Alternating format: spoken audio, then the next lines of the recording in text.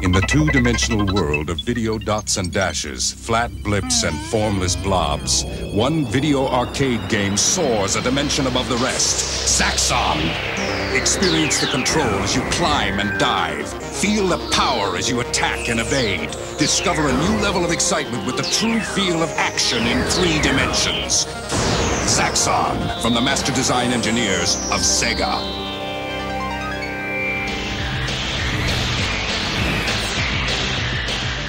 Hello and welcome to Limp Digits, following on from that absolutely fantastic piece of video game history. My name is Oscar, on the other end is...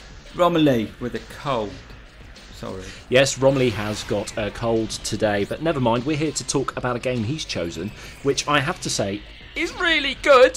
What is it, Romily? It's fantastic. It's about 3 million times better than something like Air Control, for example.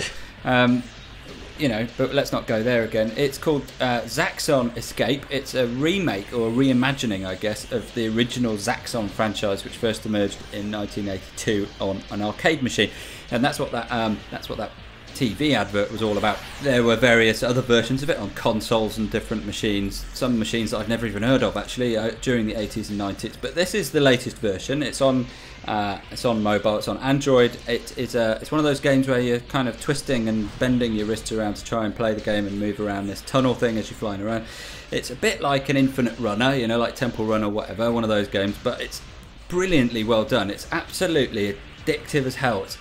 I love it, and I'm not just saying that because I used to work for Sega, which I did, and this game comes from Sega, and it's got a beautiful kind of retro-y feel about it, and I can't put the thing down. What about you? Yeah, no, you're absolutely right. It is great.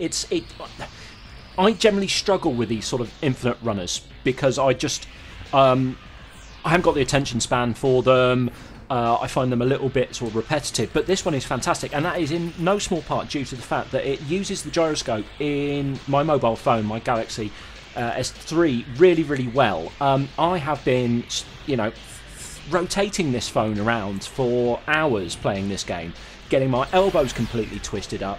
I did actually accidentally elbow my wife in the head when I was playing it in bed last night, but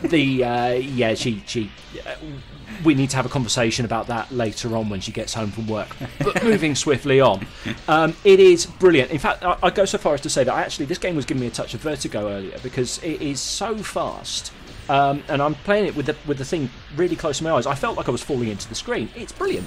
It is really good and thoroughly addictive. We've read some reviews where people are moaning a bit though. There's quite a big microtransactional element to it, as in, you know, it's only 73p on the market at the moment, but if you want to unlock new ships and stuff, you've got to spend about 50,000 coins which you collect as you play, of course, which is a lot. You'll have to play a lot to get that, or you can buy packages of coins, of course, but that's a really silly thing to be negative about, because this game is absolutely perfectly playable and fun without upgrading to new ships and stuff, and you can unlock stuff all the time for reasonable amounts of coins in the store, and I don't see why. In fact, I find it very hard to find any negatives about this, apart from one, and that is it's not really optimized for tablets at all. I was trying to play this on a tablet. You can only play it in portrait mode. On a mobile phone, it's okay because you can flip that baby around 360 degrees if you want, if you've got enough coordination. But on a tablet, lumping a great big machine around in your hands, it's not very easy. And the swiping motion that you do to change directions to turn corners isn't particularly refined, and it's a bit tricky. And then you should try doing it when you've got a cable attached to your tablet as well. You end up handcuffing yourself to your desk. No, you're absolutely right there, Rom. It is brilliant on the phone, but I would say there's a caveat. This isn't one I play on my sort of, you know, play on public transport test, because you are sort of flipping and spinning this thing all over the shop.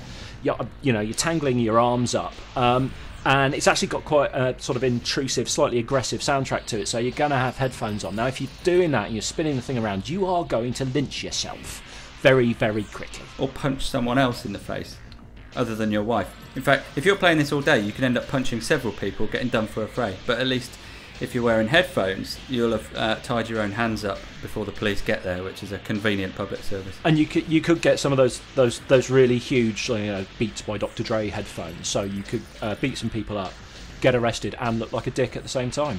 Yeah, can't be bad. Anyway, look, let's wrap this up. 73p on the market right now. If you don't get it, it means you're an idiot.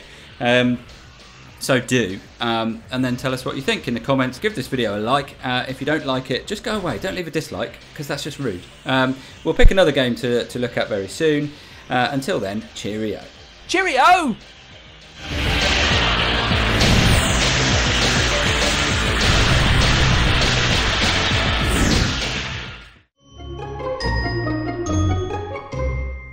Cool. We done then?